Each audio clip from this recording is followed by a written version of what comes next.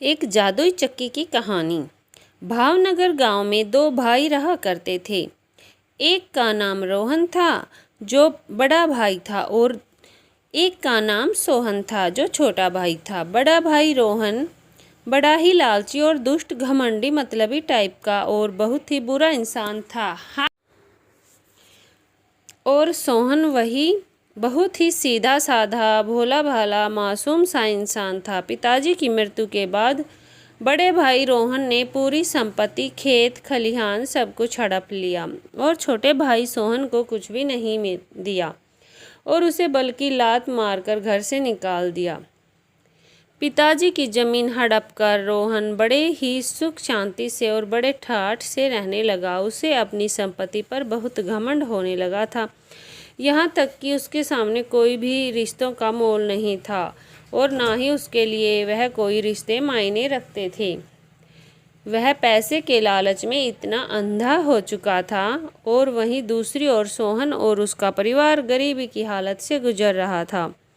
उनके हालात इतने बुरे थे कि उनके पास खाना खाने तक के लिए कोई साधन नहीं था।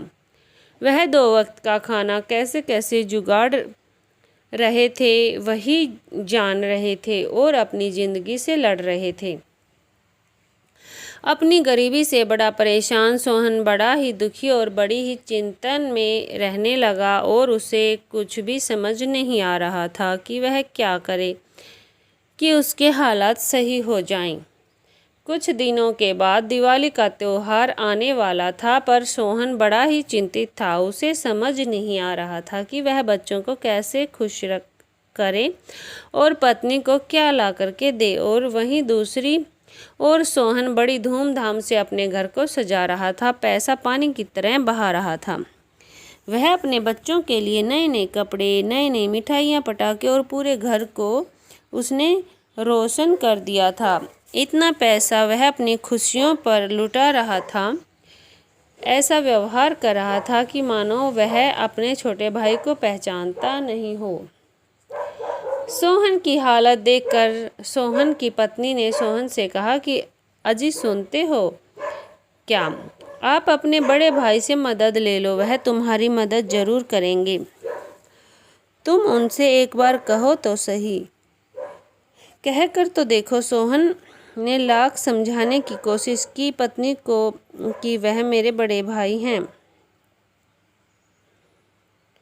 मैं उन्हें अच्छे से जानता हूँ, वह मेरी बिल्कुल भी मदद नहीं करेंगे। उनका स्वभाव पूरी तरह से मेरे लिए बदल चुका है।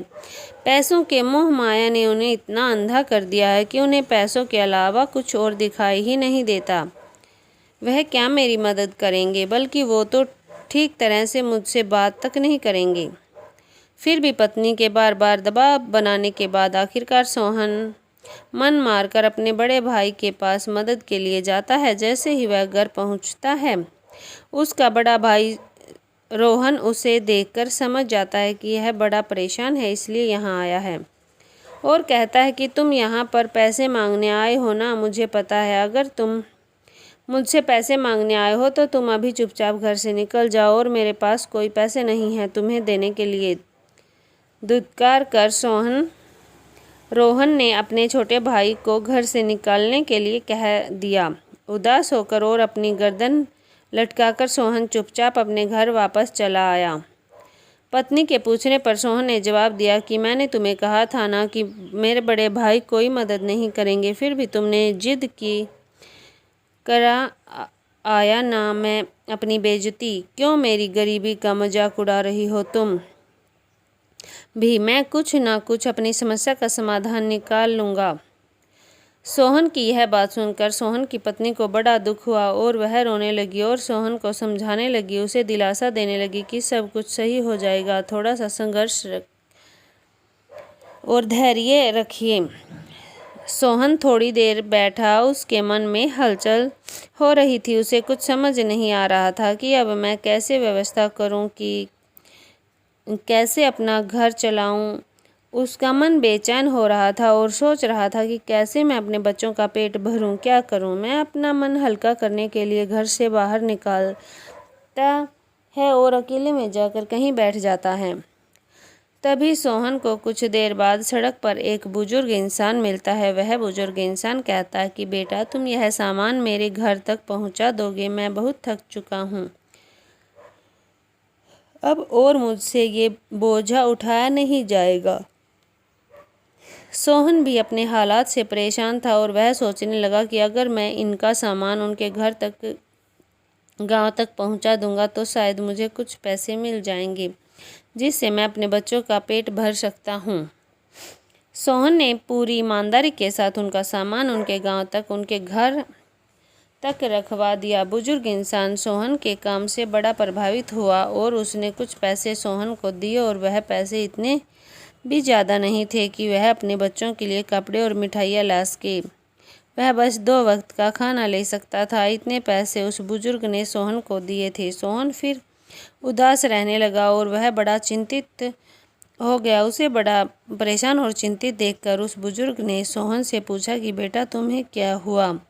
क्यों इतने परेशान हो? तब सोहन ने अपने पूरा किस्सा उस बुजुर्ग को सुनाया और खूब ज़ोर ज़ोर से रोने लगा। सोहन के हालात देखकर बुजुर्ग अपने घर के अंदर गया और गुड़ के 3 बड़े बड़े ढीले लेकर आया और उनसे सोहन के हाथ में थमा दिया और कहा कि नदी किनारे तुम्हें एक समान छोटे नारियल के पेड़ दिखाई देंगे।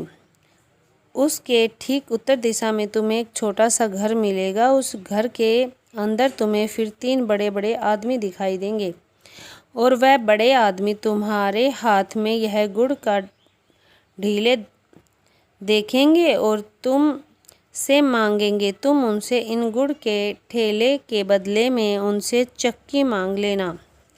वह तुम्हें चक्की जरूर देंगे, क्योंकि उन्हें गुड़ के ठेले बहुत पसंद है। चक्की मिलने के बाद तुम्हारी सारी समस्याएं खत्म हो जाएंगी, तुम्हारे अच्छे दिन शुरू हो जाएंगे और तुम बड़ी ही आसानी से अपने परिवार का पालन पोषण कर सकते हो और एक खुशहाली ज़िंदगी जी सकते हो। बुजुर्ग की बात सुनकर सोहन खुश हुआ और सोहन ने तहे दिल से बुजुर्ग का धन्यवाद किया और उनका आशीर्वाद लेकर वह नदी की ओर चल दिया। जब उसने घर का दरवाज़ा खटखटाया तो किसी ने कोई जवाब नहीं दिया। उसने दोबारा खटखटाया तो उसे फिर कोई जवाब नहीं मिला, पर उसे थोड़ा दरवाज़ा खुला दिखा और वह दरवाज़ा खोल कर अंदर चला गया। अंदर जाने के बाद अंदर वाले कमरे में वे तीनों व्यक्ति आराम कर रहे थे। जैसे ही उन्होंने सोहन को देखा तो उनकी नींद खुल गई और उन्होंने गुस्से में आकर उससे पूछा कि कौन है यह मूर्ख इंसान जो बिना दरवाज़ा खटखटाया और बिना कोई संदेश दिए हमारे घर में दाखिल हो चुका है, और हमारे घर में तुम घुसे कैसे चले आ रहे हो बिना हमारी परमिशन के? कौन हो तुम? सोहन ने बड़े प्यार से उन तीनों से कहा कि अरे भाई, मैं तो तुम तीनों के लिए गुड़ के ठेले लेकर आया हूँ, जो तुम तीनों को दूंगा, जिसे तुम बड़े प्यार से खा लेना। सोहन के हाथ में गुड़ के ठेले देखकर वह तीनों का गुस्सा शांत हो गया और वह बहुत ज़ोर ज़ोर से हंसने लगे और खुश हो रहे थे। एक दूसरे को गले लगा रहे थे कि आज तो हमारे को गुड़ का ठेला मिला है, यह तो हमें बहुत पसंद है। तुम कितने अच्छे हो, यह सब कहकर सोहन का धन्यवाद करने लगे और कहने लगे कि तुम भाई, तुम्हें इन गुड़ के ठेले के बदले जो चाहिए वो मांग लो, हम तुम्हें खुशी खुशी दे देंगे। सोहन ने उनसे पत्थर की आटे की चक्की मांगी और उन तीनों ने सोहन को वह चक्की दे दी और वह तीनों बड़े ही प्यार से गुड़ के ठेले खाने लगे। और सोहन से उन तीनों ने कहा कि देखो भाई, यह चक्की कोई मामूली नहीं है, चक्की जादुई है। इससे तुम जो कुछ भी मांगोगे यह तुम्हें ला करके देगी। पर हाँ, एक बात ध्यान रखना, चक्की एक बार चालू होने के बाद तभी रुकेगी जब इसके ऊपर तुम हरा कपड़ा डालोगे, वरना यह कभी रुकेगी नहीं और इसे तुम्हें लोगों से बचाकर अपने पास रखना है। सोहन ने उन तीनों को धन्यवाद दिया और चक्की लेकर वह चुपचाप अपने घर चला आया। सोहन घर आता है और देखता है कि उसकी पत्नी उसके राह में उदास दरवाजे किनारे बैठी है और उसके बच्चे भी भूखे ही सो चुके हैं। पत्नी की हालत देखकर सोहन ने अपनी पत्नी को पूरा किस्सा सुनाया।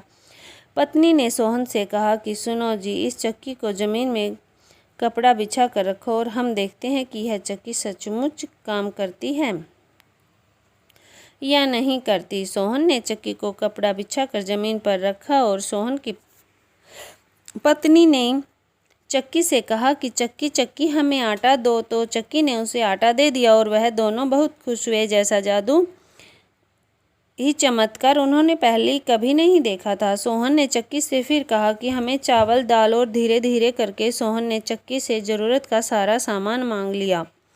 इसके बाद सोहन ने उस चक्की पर हरा कपड़ा डालकर उसे ढक दिया और चक्की फिर शांत हो गई। उस दिन सोहन के बच्चों ने और सोहन ने पेट भर कर खाना खाया था और बड़ी अच्छी नींद निकाली थी।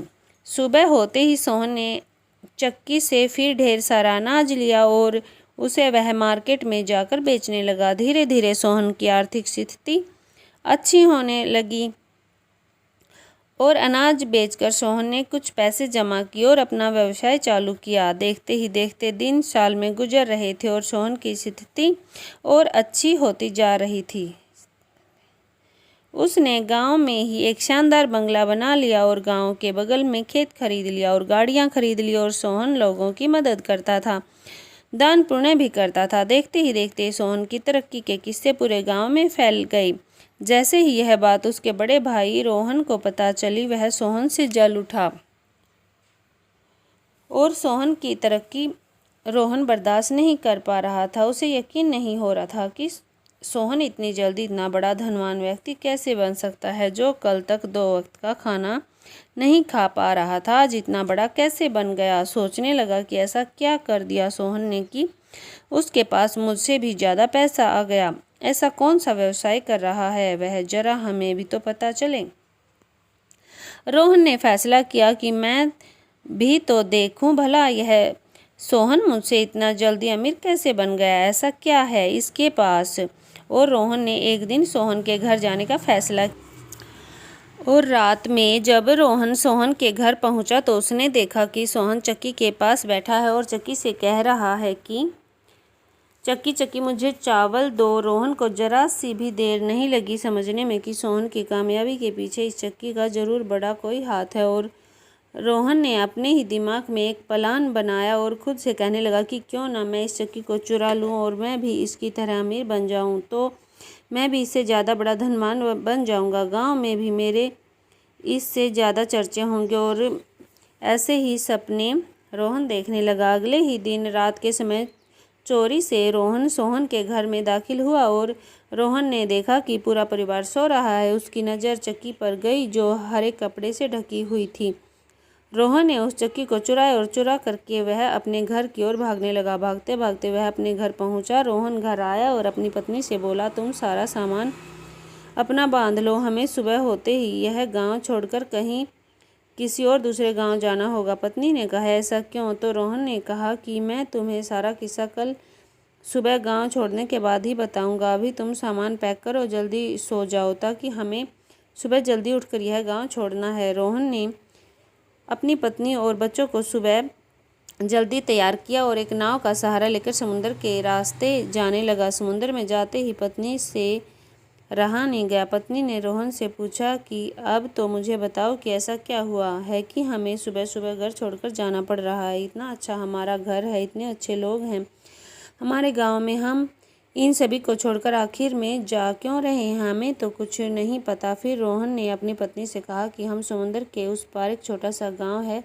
जहां मेरा दोस्त रहता है, हम पहले उसके घर जाएंगे और कुछ दिनों के बाद वहीं पर ही हम अपना घर बनाएंगे। रोहन की पत्नी ने कहा कि पर ऐसा क्यों और ऐसा क्या है इस ठेले में जो तुम मुझे बता नहीं रहे हो। उस ठेले के अंदर जादुई चक्की है। रोहन ने उस ठेले को खोला और उसमें से वह चक्की निकाल कर दिखाई। पत्नी ने बोला कि यह चक्की लेकर जा रहे हो तो।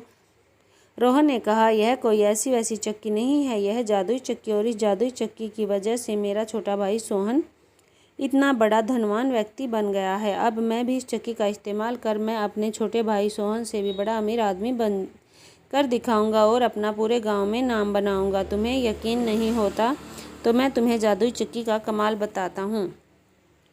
जैसे ही रोहन ने चक्की से कहा कि चक्की चक्की मुझे नमक दो, तो चक्की ने नमक देना शुरू कर दिया और रोहन की पत्नी की आंखें फटी की फटी रह गई। उसे यकीन नहीं हो पा रहा था कि वह सच में कहने लगी कि यह तो सच में जादुई चक्की है, हम इससे कुछ भी मांगेंगे यह हमें दे देगी। फिर रोहन की पत्नी ने कहा कि चलो इससे हम कुछ और मांग कर देखते हैं। उसने कहा कि चक्की मुझे एक हीरे का हार दो, पर चक्की कहाँ से देती, क्योंकि चक्की तो पहले से ही नमक दे रही थी और रोहन को चक्की बंद करना आता ही नहीं था। इसके पास आधा अधूरा ज्ञान था। आधे अधूरे ज्ञान होने की वजह से नमक निकलता रहा और पूरे नाव में नमक बढ़ता रहा। नमक ज़्यादा होने की वजह से नाव का भार बढ़ा और नाव समुद्र में डूब गई, जिसमें रोहन और उसका पूरे परिवार डूबकर मर गया। और कहते हैं कि आज भी समुद्र में वह चक्की चल रही है और नमक दे रही है। इसलिए तो कहा जाता है कि समुद्र का पानी खारा होता है। सीख: चोरी करना, किसी को धोखा देना और अपने बुरे कर्म करना, यह बुरे कर्मों का नतीजा ही तो है जो इंसान आज इस कलयुग में भुगत रहा है। इसलिए कहते हैं लालच बुरी बला है। बुराइयों से जितना हो सके उतना दूर रहें और एक छोटा सा लालच इंसान को पूरी तरह से बर्बाद करने के लिए काफ़ी है। ऐसी अच्छी कहानियों के लिए हमारे चैनल को लाइक, शेयर और सब्सक्राइब ज़रूर करें। धन्यवाद।